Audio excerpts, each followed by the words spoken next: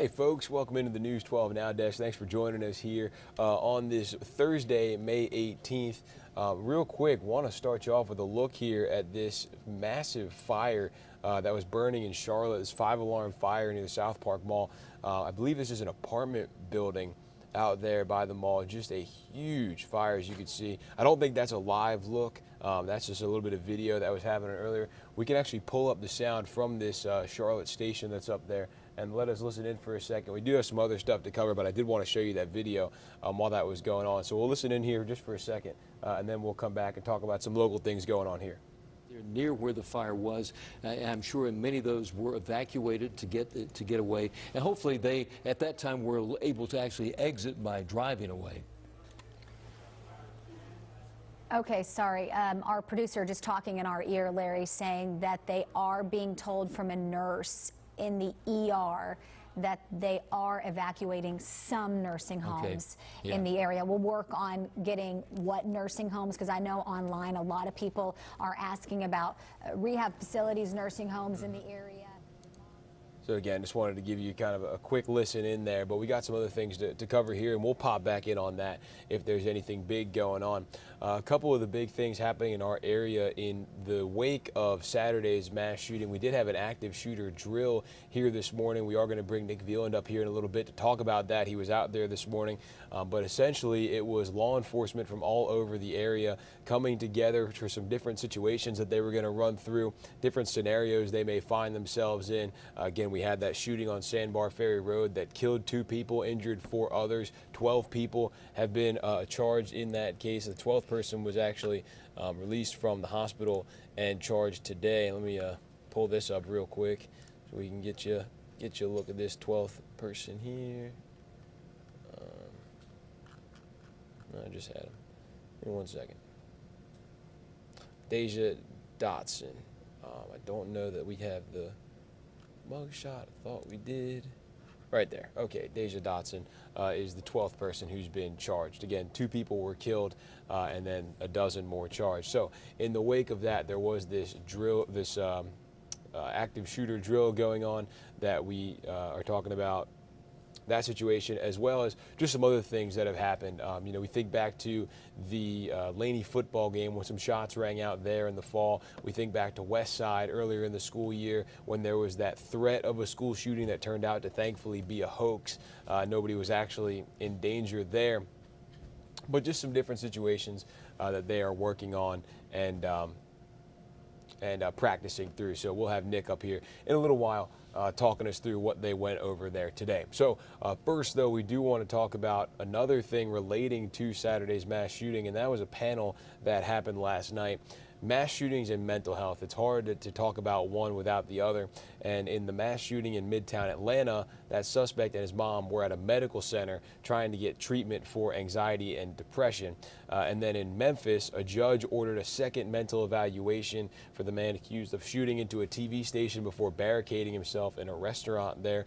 The suspect's mom said her son has faced mental health challenges for most of his life, and the shooting there was a cry for help.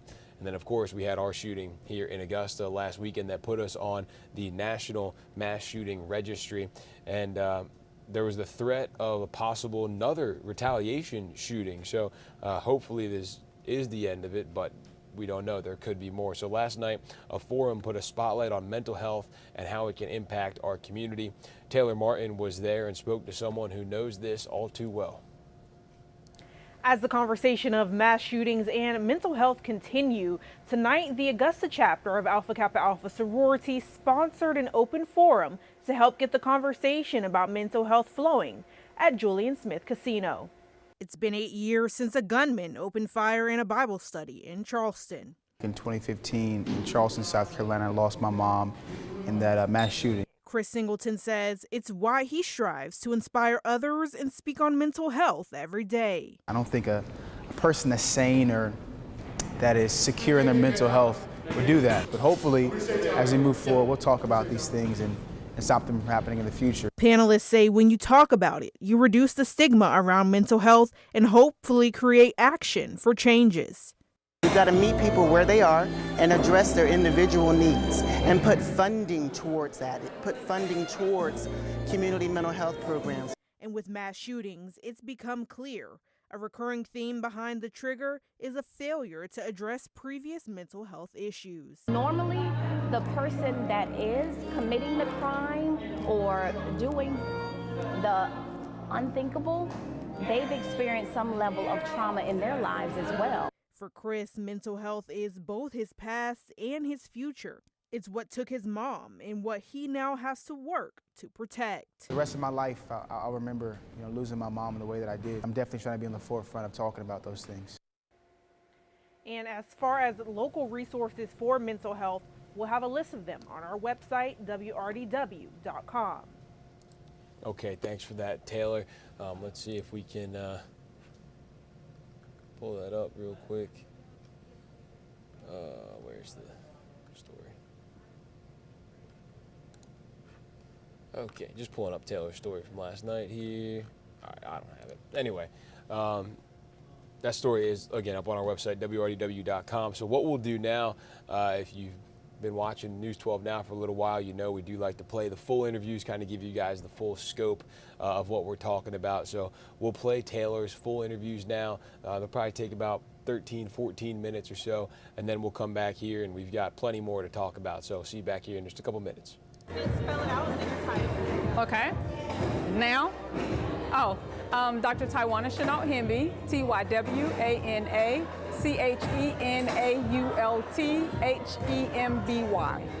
the current state of society in our country, how important would you say it is to look after mental health? 100%. It is definitely at the top, or it should be at the top of your priorities of things to do, because if you don't take care of your mental health, you cannot be what you need to be to others.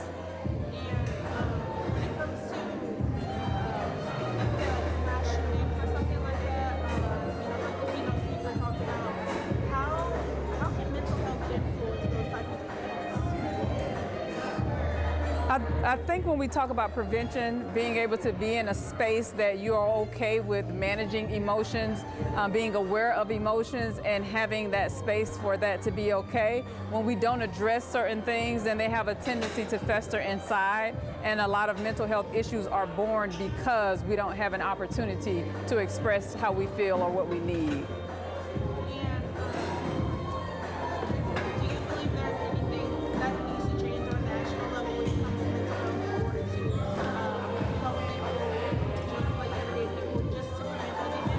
Definitely. I believe one of the key things that we need to do is begin to shift the focus of what it means to be mentally whole and mentally well.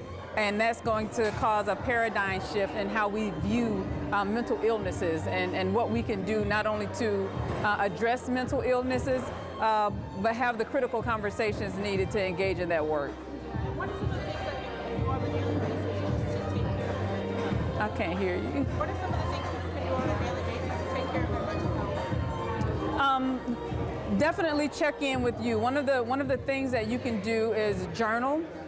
You can do positive affirmations. You can have a buddy system. Get with someone who you can bounce ideas off, that you can share your emotions, share your feelings, have conversations, and talk through things so that you don't have to face this world alone. And is there anything else you'd like to add about tonight's event, or about the importance of taking care of your mental health? I think that there needs to be more events like this within our community because it allows us to have these critical conversations. And oftentimes people feel like this is one of the uncomfortable things, that happens or that you need to talk about. But we definitely need to frame mental health and mental wellness and mental wholeness in a perspective that, it's okay. This is okay. It's okay to have these critical conversations, and it's okay to be comfortable in the uncomfortable. And do you think conversations like this will trigger action? Yes, I do. Once people come to realize that they are not alone, that this is a collective work that we do, I believe that, that action will stem from that. Spell it out and take your time. Jocelyn Bayless, Jocelyn Bayliss. And your title? Physician owner, Ivy Collaborative Healthcare. So just tell me, in the current state of our society and just the world, how important is it to take care of your mental health? It's so important to take care of our mental health. I learned in medical school that when the body goes to feed, the rest when the heart goes to feed the rest of the body, the first thing that it feeds is itself. And so we can't pour into others until we pour into ourselves. And when things like mass shootings happen, like our keynote speaker spoke about, how can mental health play a role in those situations, whether it be in the shooter themselves or in the people that have to grieve the loss? See, we talk about mental illness. I know the governor of Texas had talked about it's not about guns, it's about mental illness, and we need to work on mental health. But what does that mean? And mental health means different things to different people. And so we've got to meet people where they are and address their individual needs and put funding towards that. Put funding towards community mental health programs, put funding towards residency programs so that we can train these doctors. Put funding towards salaries so that we can also get paid and make a living in treating people. And so we've got to put our money where our mouth is. Yeah, and I know we talk a lot about conversations, but do you think conversations like this one trigger action? Yes, yes. It's so important that the Parks and Recreation Department and the Alpha Kappa Alpha sorority get together and start the conversations about this. When we start talking about these things, we reduce the stigma of mental illness, because that's what it's about, is having these conversations and telling people that it's okay to not be okay, and I need some help, and I'm here to help you. In our community, in Richmond County specifically, how important is it, just from what you're seeing? In our area, like in Richmond County, CSRA area, how important is this just from what you're seeing? It's so important because the kids were out of school for, 2 years during the pandemic. They've not only lost so much in terms of their education, but they lost so much socially.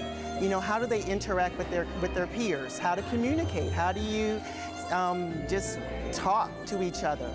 And so we need to just work on not only building back our educational system, but building back our kids to help them grow, because they've lost 2 years. Please spell it out and then your title. Okay.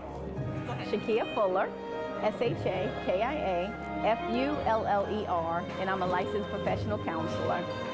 And so just tell me how important it is to have conversations about mental health, and not only have conversations, but have conversations that will trigger action. About Mental health. Yes, it's very important. When we look at mental health and mental health awareness, sometimes the lack of conversation causes more issues to be present. And I say that because teachers, administrators, educators, worship leaders, that conversation is not being had in a lot of institutions. And so when the topic of mental health usually arises if someone is having a tough time or they're already in the midst of a crisis, right? So that prevention has yet to be seen because of the simple fact that they never had the opportunity to talk about it. And so as we discuss mental health and mental health awareness, we look at the point of what age is a good age, right? And the age that's good and the age that is more, I would say, feasible is when the kiddo starts asking questions. And that's when the best time to begin to educate the children at a younger age about what is mental health awareness, what does that mean, what am I feeling, right? And validating those feelings and showing love in the homes, in the places of worship, and in schools. So just normalizing if the person is not okay, if they are okay, allowing them to check in with themselves and to know, okay, I can find a safe space with this person and that person and be able to have those conversations about mental health and mental health awareness. And you spoke a little bit about crisis situations. So, Yes. I would consider something like a mass shooting, like what our keynote speaker, Yes. to be a crisis situation. So Yes. what role does mental health play in those situations, whether it be in the Absolutely. shooter or the person grieving? Yes, so when there's a crisis situation going on, what we look at is immediate response, okay? So that we can go in and see what's going on with the population that experienced that trauma, because crisis it is a trauma, and normally the person that is committing the crime or doing the unthinkable, they've experienced some level of trauma in their lives as well. And so we go in and we talk to the people that was in the midst of the crisis situation, whether it be a school shooting, church shooting, whether it be a natural impact of weather, right? Hurricanes. We look at different hurricanes that have hit different cities, and that's trauma, that's crisis, because it's something that was unexpected, right? And it means going in and getting with the people that have been impacted the most and normalize what they're going through in that moment. So that's the quickest response. When we look at crisis situation, we want to have a quick response. Like, for instance, there was a person that died suddenly at a factory in Deering, Georgia, and they called me in, the insurance company called me in to be able to provide therapy for those co-workers that lost that one co-worker that was very sudden. And it was a great response because the people were hurting and it was unexpected, and that was a crisis as well. So what I would say to crisis and crisis intervention is to act quickly, act very quickly, and let the people know who have been impacted that they have the support that they need in that moment of the crisis. Yep. And then your title. Yep, Chris Singleton, CHRISSINGLETON, inspirational speaker. And so just briefly, tell me a little bit about what your story is and what started you on your path to inspirational speaking. Yeah, unfortunately, I lost my mom in a terrible tragedy back in 2015 in Charleston, South Carolina. I lost my mom in that mass shooting. And so because of that, I set out on this mission of teaching resilience, unity, and spreading the mission of love. That's why I do what I do. Yeah. And how do you think mental health affects crisis events like mass shootings, whether it be in the shooter themselves or like you, a grieving person? Absolutely. I think mental health has everything to do with when it comes to a person taking another person's life. I don't think a person that's sane or that is secure in their mental health would do that. So I've seen it happen in my life, and I've seen it happen in other people's lives. But hopefully, as we move forward, we'll talk about these things and stop them from happening in the future. And then on the opposite side of it, like me as a victim or the person that's been impacted by it, the rest of my life, I'll remember losing my mom in the way that I did. So mental health is super important when it comes to guns, when it comes to people that should or shouldn't have guns. But I'm definitely trying to be on the forefront of talking about those things. Yeah, and can you just take me back to that place that you were at when you found out that she had passed away from that? Yeah, I was 18 years old when I lost my hero. Just finished a baseball game, and unfortunately I got a call that led to me finding out that she was taken away in that shooting. And what do you do to remember her nowadays? Yeah, to remember my mom, I try to make her proud in a couple ways. Me speaking, keeping her legacy alive is one way. The way that I raised my two beautiful boys and my soon-to-be daughter is another way that I keep her legacy alive. Also, the weird things you used to do, like loving butter pecan ice cream, I don't like it, but I'll try it every now and then in honor of her. Certain things where I used to get sad, now it just makes me smile and remember her. Yeah, and being that 2015, it feels long ago, but when it comes to speaking about gun violence, not much has changed. So what do you say about that when it comes to the fact that you were personally affected by it?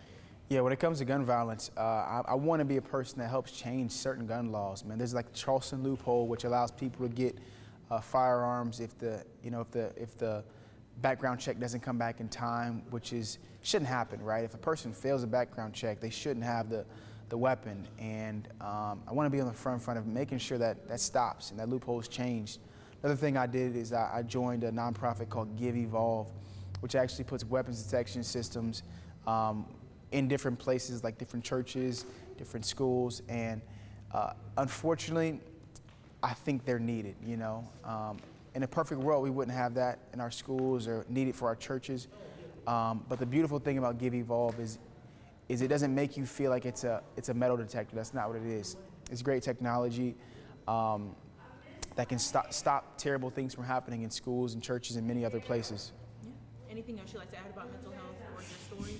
No, I think today was an amazing event. I want to thank Dr. Amos, as well as everybody here with the Recreation Department in Augusta, allowing me to share my message and my story. It's been phenomenal.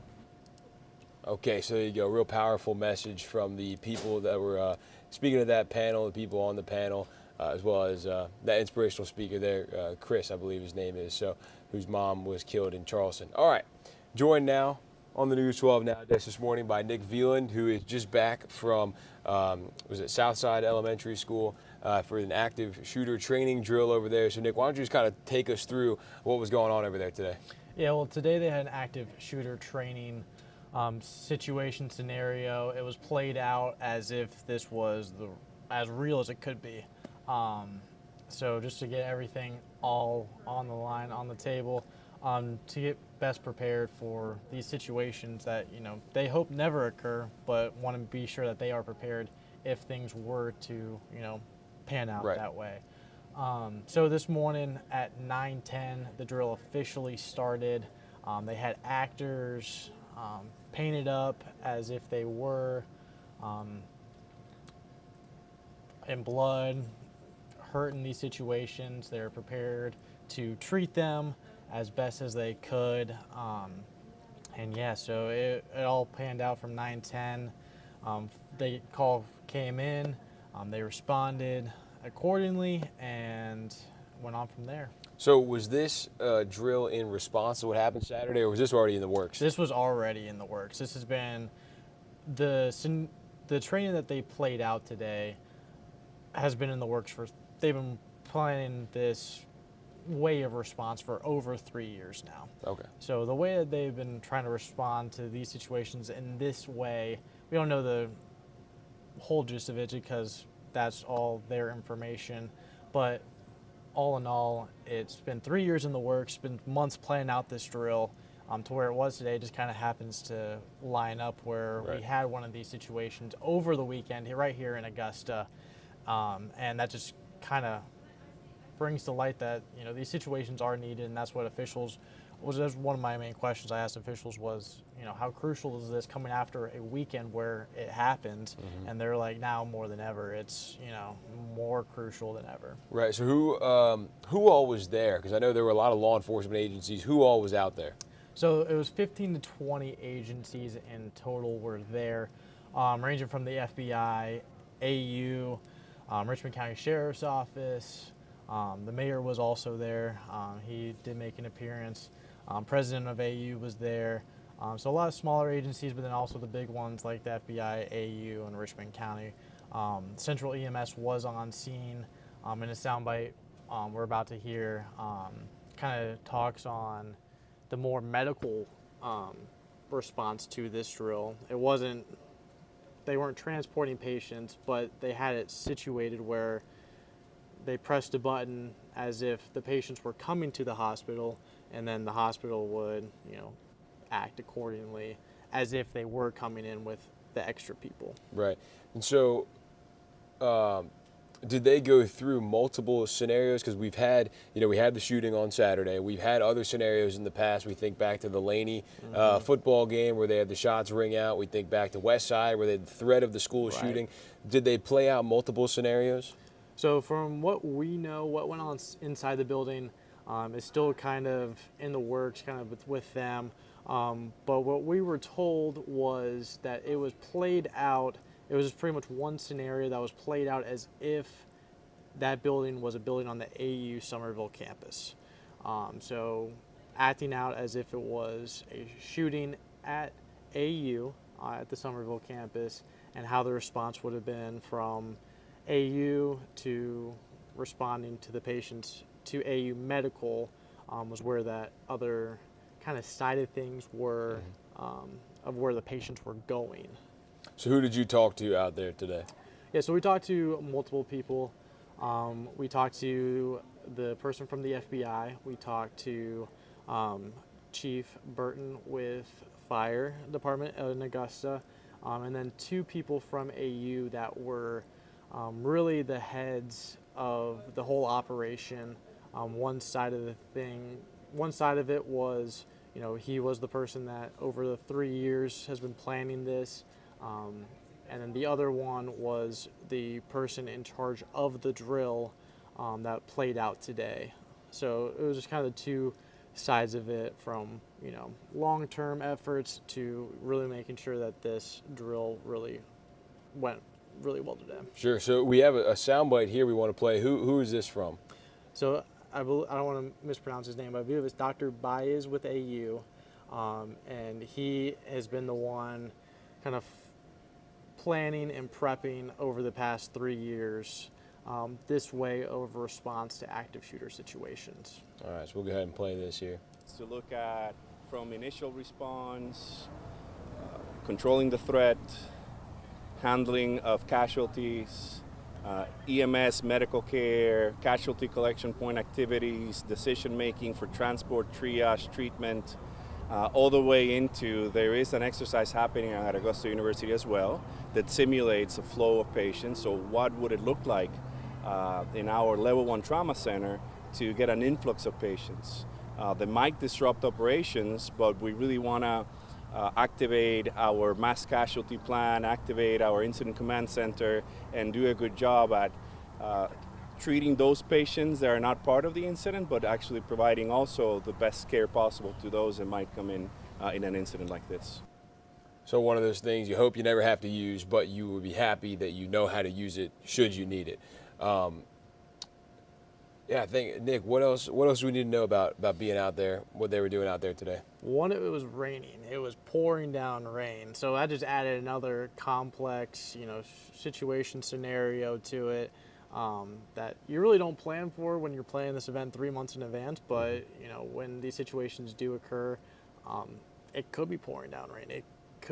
Weather could be another factor with this event. So pouring down rain, on our end, we got our umbrellas out there. You're just getting drenched. Had to make the change right before this, after coming back from that. But, another situation with that, all the different agencies kind of coming together. They said that the camaraderie was there, and, they, need to have these situations of bringing these people together so that if it's a real situation, it's not the first time that they're introducing each other. Right. It's the same way, a sports team practices their biggest plays that they may not ever use because you'd rather have it and not need it than need it and not have it. So, Nick, do you know, you said this has been in the works for 3 years. That kind of lines up with the timeline of this Asher program we've been talking about. Are these related or is this separate? Okay. It's exactly the same thing, this Asher program that the Augusta Commission approved on Tuesday. So it's that same program. I believe it's Asher is definitely the same kind of situation scenario that was played out before our eyes today, and that was really the first time that it was really trained in Augusta. Yeah, so if you're not familiar with what we're talking about with this Asher program, it stands for Active Shooter Event Response. So this is something they've worked on since 2019, but COVID forced them to put it on hold for a little while. They're kind of firing it back up now. Massachusetts uses this program statewide. We'd be the first to use it here in Georgia. And so you mentioned Chief Burden. I believe that he's going to be up in D.C. next week to present this plan, try to streamline it to more communities, even at the state level here in Georgia. So we could see more of this training going on across the area. Is that something they talked about too, doing more events like this? It's definitely going to be moving forward. They're deep after the event. It was supposed to be going until 1 p.m. today. Around 10:30, things kind of wrapped up, and we went on from there. So from 10:30 to 1, we were told that it's going to be debriefing of what went right, what went wrong, and then moving forward. I don't believe that a date is set yet for a follow-up drill or anything else in the future with that. But it's just going to be continuing to kind of see what works, kind of what doesn't work in these scenarios, and kind of go from there. But they did mention that they are wanting to bring other agencies in the community. Right now they say they have around 20 to 30 that are kind of on board with the drill and with this kind of response. And the event organizer and person today said that he wanted by next year to have at least 300.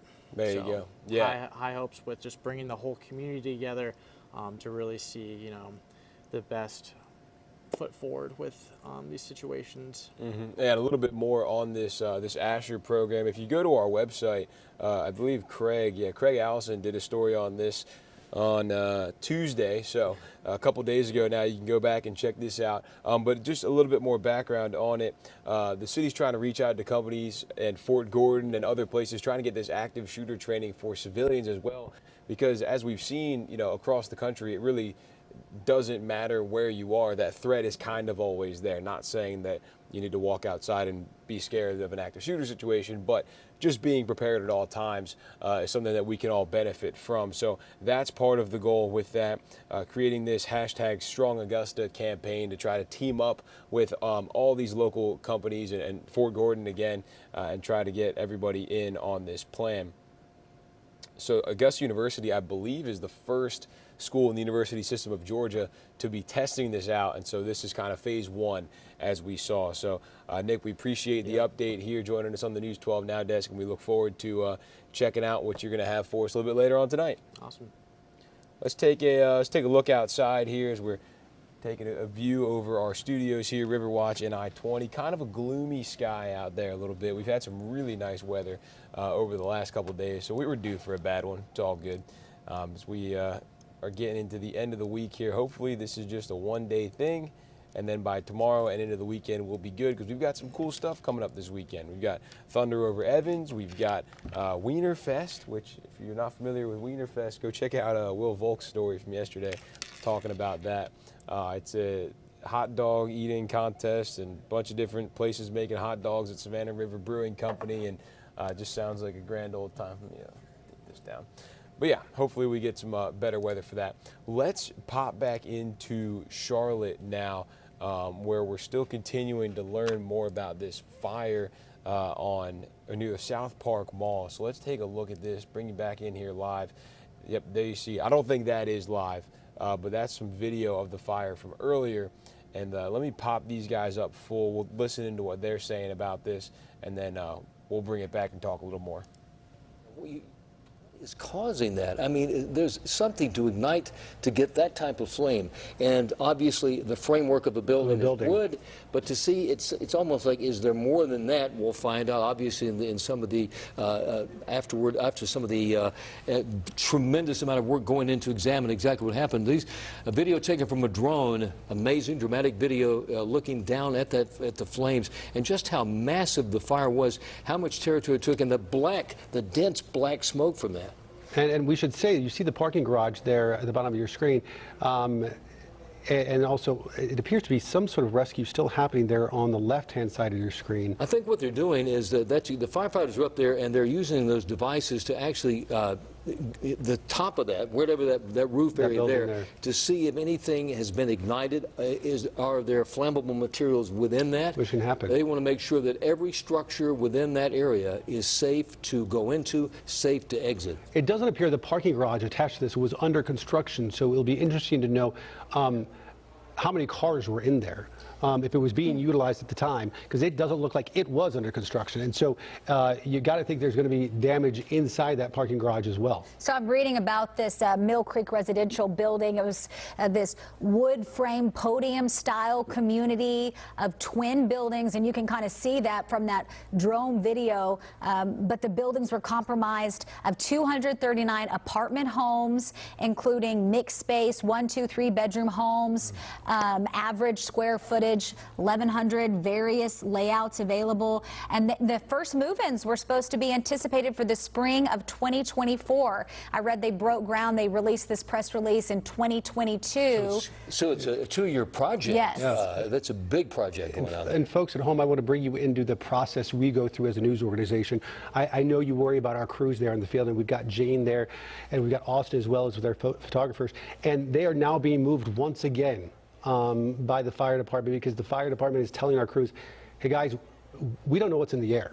And our crews take their jobs very seriously, but we as a news organization also take their health very seriously, and we want them to make sure that they are prioritizing this in a situation like this. Bringing the news is very important, but their health is the most important. And so our crews are actually being moved for probably a third or fourth time away from the scene, because fire crews maybe they got a lot of the flames out, but they still are trying to grapple with what they're dealing with here and what was burning. One of the problems is the fact you're right. Now, look, they just opened and all this smoke came out of there. Yeah, that's what they were doing. They're seeing if there was anything flammable.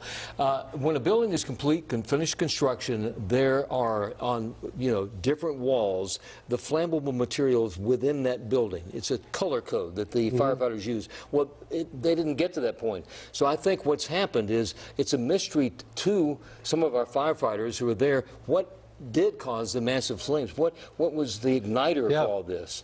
As you can see, they're working at one of the top buildings. They're going in and they're actually taking devices to open up the roof of that because some of the structures, actually, some of the flames, some of the debris from that fell on top of that. The ash came down, ignited maybe some of that area that wasn't visible to people. So they're going to be up there all day doing that. And they're going to be doing this, I assume, on several buildings in the South Park area because you had witness accounts saying ash was falling blocks and blocks away. And if all it takes is one little ember, and that's why you see these firefighters up there to make sure those embers don't become anything more. And that's all is one small ember hidden under flammable source. And then you take these pictures. This goes back several hours ago. You could see this for miles away. Yes.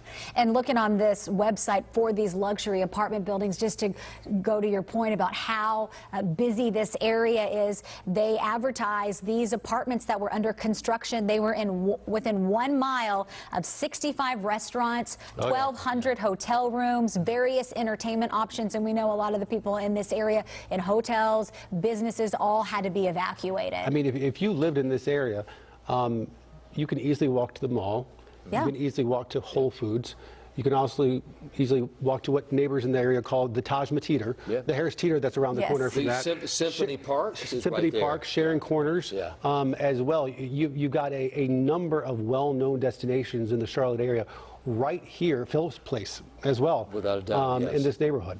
And Larry, going back to your point, and we're not sure when we will find out exactly what started this fire, but construction workers that were on scene speaking with our reporters, one of them telling Jane Monreal that at 9 this morning, this insulation truck ignited with the machine that was spraying the ceiling there. Austin Walker, he is live on the scene, spoke to some construction workers as well, saying they thought it started in the basement with a generator. And Austin, they told you that they were missing 2 of their workers. Have they found them? Were one of the construction workers on the crane?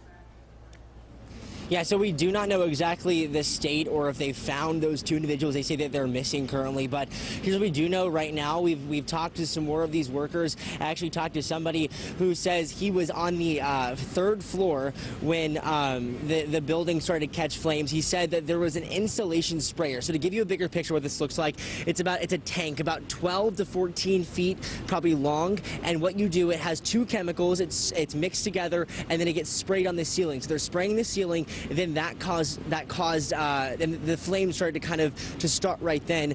Then they say that the workers tried to put it out, but they say it was too late. And then they were on the 1st floor.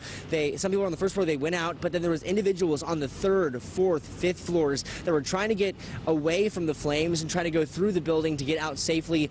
Now that individual tells us that all of his men got out, but still there are 2 people that they say that they're unaccounted for right now. We do not know exactly where they're at. They could be on the other side of the building, but we don't know exactly where. We do know that there was somebody that was in a crane, but he was then rescued. So we do have that confirmed that he was rescued, which is a good sign. There were a lot of different contractors on this building that were trying to work on this, everything from glass and manufacturing to doors and windows to also things that like installation and spraying. So, but I want to show you kind of what it looks like right now. We've been out here for the past 2.5 hours, and at first we got out here, those flames were ginormous. They were, hundreds of feet into the air. That apartment complex was pretty much 80% of the way done. It looked like it still had a little bit more to go, but as you can see now, just the framework is left on this apartment complex. In the last hour, you've seen just pieces of the building fall, almost like Legos falling. It was just the ease of that wood giving out and coming down. And every time it's sprayed with more water, more of that building continues to crumble to the ground. Again, Charlotte Fire is on scene right now, as well as Charlotte Police and EMS. We also see that Union County EMS is also here, and we saw somebody get loaded on from a stretcher into that Union County EMS. It looked like he had an oxygen mask on him because, again, that has been the big concern too. Exactly, all this smoke being plumed into the air. We've actually been told multiple times by Charlotte Police that because the wind is shifting, they don't know exactly what was in this building. They don't know the chemicals that are being used, so it could be dangerous to everybody outside. We are actually getting moved out of this area in just a few minutes because they don't know exactly what was in those chemicals, but we'll sure to bring you updates as soon as we learn more. We know that Councilman Tariq Bakari is also here, and as well as Braxton Winston. City leaders out here trying to figure out exactly what led to this. Also trying to put the public at ease because, again, this is a very scary situation for those involved and those just watching, people in these neighborhoods around the corner, just trying to figure out if their families are safe because of the air quality outside. We'll make sure to learn more and bring you the updates when we learn the latest. But for now, we're live out here and we'll continue to bring you guys updates. Yeah, Tariq Bakari, that's his district. District 6 is, of course, Braxton Winston, Mayor Pro Tem on scene as well over the entire city of Charlotte. We want to talk about the air quality because that's a big concern for a lot of folks. Yeah, at this point now, right at the moment, very unhealthy. At the time of those flames. So again, folks, we are showing you live here what appears to be a construction zone fire up there in Charlotte out by the South Park Mall. I believe it's on Liberty Road Drive. Yeah, as of right now, they say they don't know if there are any injuries. They do know there was a person on a crane up there that they had to go and rescue. But other than that, there are a couple people who are unaccounted for right now. Doesn't mean they were hurt or anything, just means they could be out on the other side of the building. They're just not sure. That's all according to their reporter on scene there. But right now, they are backing everybody out because, as you see here on the screen, very unhealthy air quality conditions out there in Charlotte. So trying to make sure that they get everybody safe. They don't know exactly what chemicals may be in the air because of how much wind's been blowing around. They don't know exactly what chemicals were even in that building, whether some moved over from somewhere else. But according to that reporter who was on scene there, I forget his name, apologies, he was saying that there was a big tank, basically probably 12 feet long, that's filled with 2 chemicals, and they spray those, and that's the insulation that kind of goes into that building. And that is apparently where the fire started. And I think he said it was on the 3rd floor. I want to say. And so, yeah, let me pull this up again. You can just see this isn't live on the left side. This is just some video from when that fire was still going on. I don't think the flames are still up right now. We did see some fire crews on the roof of that area trying to put it out and make sure that everything is good and accounted for. But again, it doesn't appear that the fire is still actively going on. But of course, we'll keep an eye on it. Just reading through some tweets and some other information that we've gotten from our sister station up there in Charlotte. And it looks like, yeah, injuries not known right now, but that crane operator was rescued.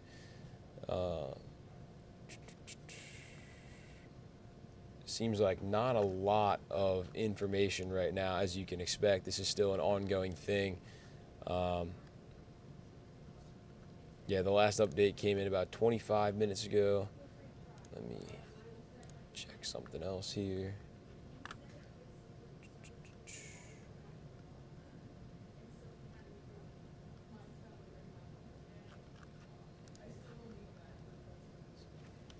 Let me pull up their audio while I try to look for some more information. Jane, Austin, grab either one of them if you can and get some more information. The issues we're going to be dealing with is obviously the residual smoke that's going to be around. It's kind of settled into those neighborhoods. Second, the structure itself has been heavily damaged, and that means unsafe to be anywhere close to it because the whole thing could collapse at any moment. That's why everyone all of our reporters have been pushed blocks away, and other people as well. And we still don't really know the scale and the size of the evacuations that took place. I mean, we know a lot of these buildings are packed in there, right. And so we would assume that just because of the smoke and the heat, a lot of these other surrounding buildings had to be evacuated for the safety of their employees, their residents, their patients, and the scope of that still remains to be seen. There are a lot of offices, restaurants, hotels near that area, and within a few blocks, within a block or two of where that fire was. So they were all affected in some way. This building right here, the firefighters on top examining it. Some of the flames, as you were saying, some of the flames could have ignited. I think at 9 o'clock in the morning in South Park, Fairview, guaranteed bumper-to-bumper traffic. Yeah. Folks were eating breakfast at Panera, half a block away from this. Yeah. Folks were eating breakfast at the Pancake House, half a block in the other direction. Workers were arriving at the mall to start their shift at 10 a.m. You had a very, very busy neighborhood at 9 a.m. this morning. Easily 10, 15,000 people within that area. Doctors' offices in this neighborhood, they get started around 7:30 in the morning, so they were well into their day at this point. Yeah, I'm looking online. This area, Mill Creek Residential, these buildings were going to be this development called Madera South Park, these luxury apartment buildings. And to Ben's point, they even advertised, move here. You have more than 65 restaurants within a 1-mile radius of this area. These were wood frame podium style communities, more than 239 apartment homes. They had broken ground back in 2022 based off this press release. Okay, folks, we are about to start our midday newscast here in just a couple minutes, so we have to stop the stream here. But if you want to keep up with this, we will leave it up on the YouTube channel for a little bit. So if you search WRDW News 12 on YouTube, you'll be able to check it out on there. So we'll leave that up. But again, this stream on the website, that's going to go over to the TV side of things for our midday newscast. So again, WRDW News 12 on YouTube. We'll leave this running for a little while up there.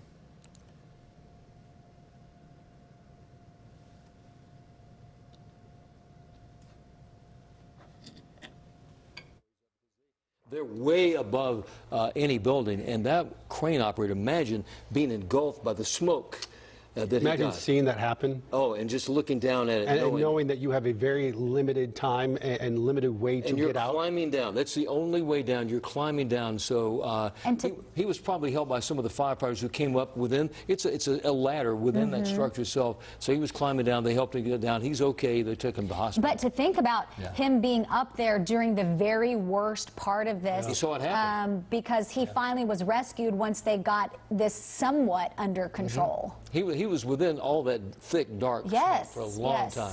Larry, in this view from our view camera, is it a foggy day in Charlotte, or is this smoke? This right here, I mean, it's an overcast day. Okay. But what we are seeing, that smoke, literally, that's all smoke that we're seeing there. We kind of zoomed this in from the View building. That's the big, tall building there right on near Trade Street in Uptown that looks down in the city. And we've zoomed in from about 6 miles away, and you can still see the smoke. And that smoke has settled in across the South Park area and then has been just distributed all over the Charlotte metro area by the breeze we had was about 18 miles an hour at that time. Yeah, and you still see the smoke still emanating from that site. Nothing like what it was 2 hours ago, but still. It's settled in, winds have calmed down, and that doesn't allow the smoke to be dispersed. So I think that's one of the concerns they've had for the people over there. The major concern with the firefighters is what contaminants, what is within that building, what ignited. What type of chemicals and what could that do to people? That had this result. This is probably the best vantage point that we've had, this drone footage. And it gives you the scale of how big this fire was when it was burning as hotly as it was. Yeah, I mean, it burned like that, those flames for, a couple hours at least, because it was hard to get that under control. They had to bring in the ladder trucks to fight it from above. Fire, you go into a fire, if you're a firefighter, into a structure that's already built, there are steps. You go in, we've seen it before, we've seen the pictures of. They go in with all their equipment, they go in, if they can get to the roof, they do that, but not in this case. Austin Walker standing by with City Councilman Tark Bakari, and he's there on scene. And Austin, what is the councilman hearing? Yeah, like we mentioned, there was a lot of city leaders out here today trying to, put the public at ease on this. Obviously, a very scary situation for some. But we're now joined by Councilman Tark Bakari, who is here. I just want to first say thank you for talking to us for this. But what can you tell the public right now? Obviously, as a city leader, trying to maybe ease some people's fear right now. Sure. Well, first of all, it's okay to be scared. I'm still scared. I was scared when I first heard about it. These first responders back behind us are putting their lives in harm's way. to protect all of us. So first, let's all have prayers for them. I think the biggest thing for the community is, don't come over here. The gridlock traffic is bad enough on its own, let alone the safety thing. So we're trying to give them updates as much as we can. Right now, I've heard of unofficially no first responder serious injuries or problems. There are, from what I've heard, again, unofficially still a couple workers that haven't been accounted for. So they're trying to figure out, did they come to work today? Where are they? I'm praying for them. And ultimately just getting that fire out and making initial response done so we can get to recovery. And while this is relatively new, obviously it's only been here for a few hours, we're still learning more information. Has the city been in talks, I know it's still new, about what the next step forward is for maybe those who've been affected, these individuals who are working, or maybe or someone that's been hurt? Have you guys been talking about this yet? No, the communication has, at a time like this, been pretty much let the first responders do what they need to do. Don't let city council members bother them, asking them for questions. So once we know they're safe, we're going to get into those conversations. I've heard some initial indications that maybe, possibly unofficially, the source of the fire was a truck inside the garage that had some kind of trailer on it. Again, we don't know that for sure. That's the Just losing that shot, Austin's shot with City Councilman. District 6, that's his district, Tarek Bakari, talking about that it appears firefighters are accounted for. It appears there's some construction workers who we're not sure about yet, which goes along with our reporting all morning long. Austin's been reporting that as well, a couple of them as well. And that he's hearing, again, folks, this is a fluid situation, but that it perhaps might have started with a truck in the parking garage. We've heard some conflicting information all morning long. We share that information, folks, because we want you to be sort of apprised of the situation in real time like we are, but we do it with the caveat that we really don't know yet. Because we did hear from a few construction workers that said they thought it started from the truck, but an insulation truck that was spraying insulation with this machine inside the building. Lauren, did you say there was still some fire? What did you just say to us? You can see the parking deck is next to the structure that was on fire. That's the parking deck in the foreground right there.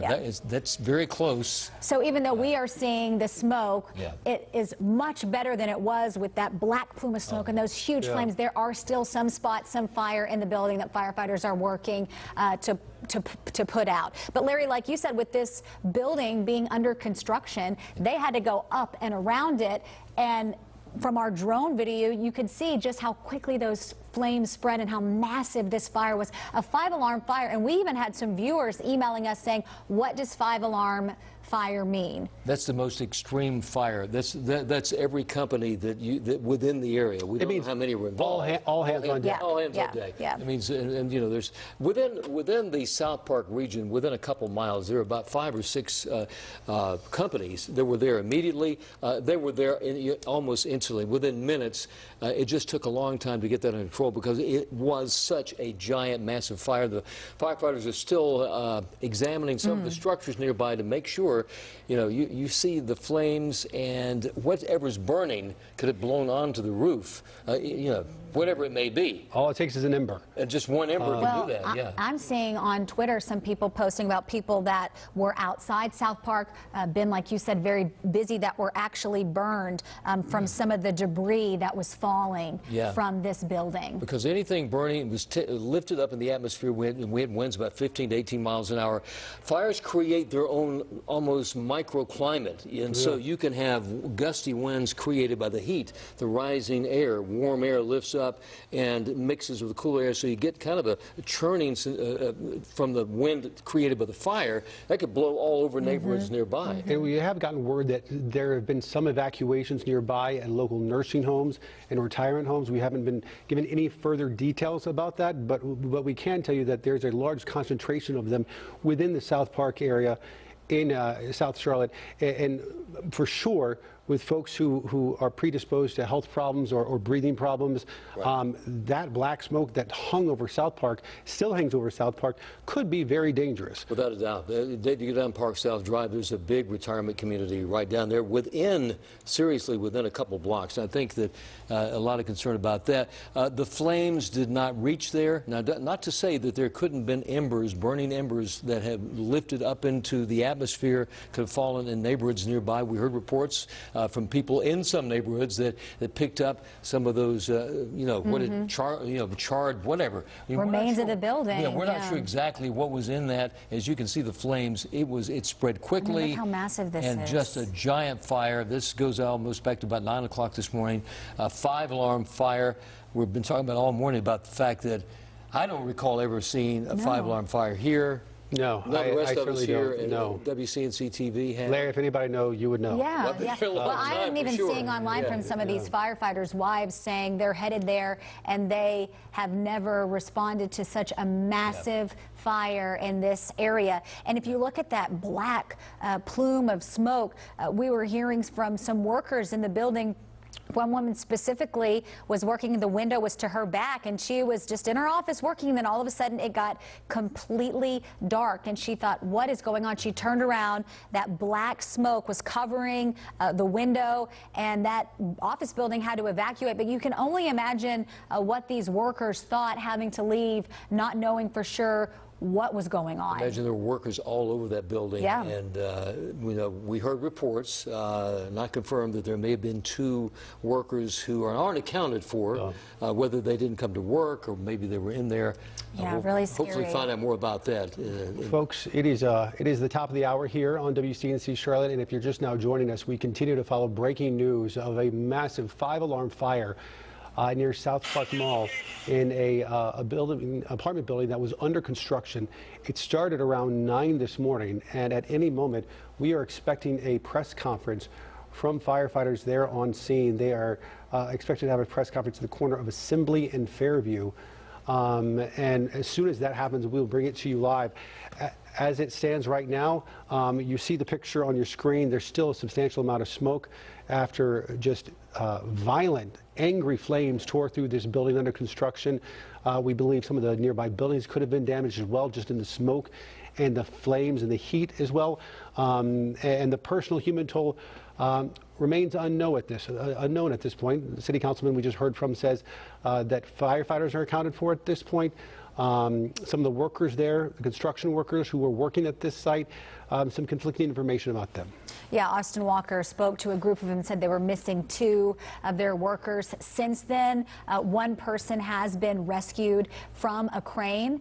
We don't know if that was one of the 2 that these construction workers were missing, that are unaccounted for. But again, Tark Bakari is saying that all the firefighters and responders are accounted for, which is good news here. Folks in the control room, I want to go back to that shot you just did. I know they don't like doing this on air. The view shot, actually the view shot.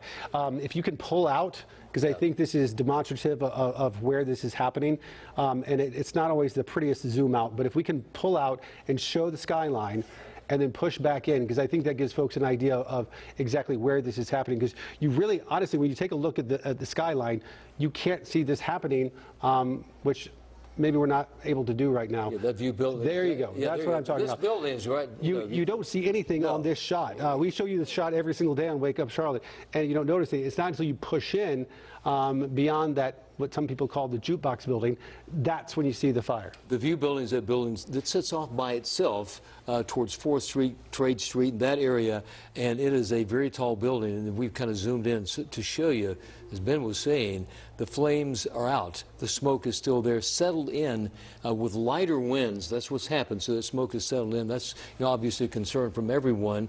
5-alarm fire. We'll have to look back in history, but I do not recall in recent memory, and I'm talking about, we're going back over 30 years, over 35 years, to have seen anything of this magnitude, a fire that large, to create such a massive, intense flames. to once again show you where it is, if you were going down Park Road, made a left hand to Fairview, as if you're going to South Park, this would be on the right-hand side.